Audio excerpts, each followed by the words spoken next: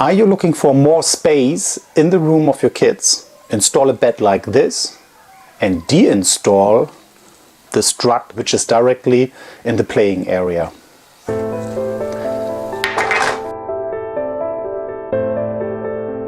In the next 3 minutes, you will see how we solve this issue with this Ikea bed.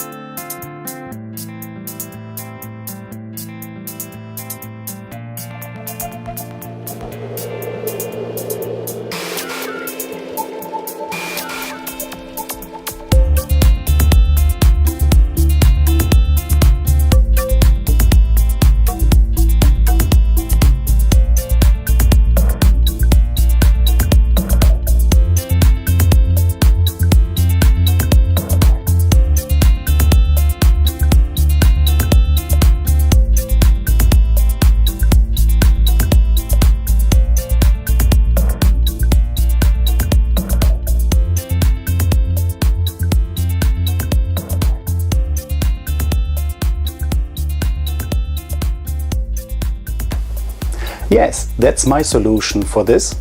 I hope you enjoyed the video. In case of a question, leave a comment. Bye!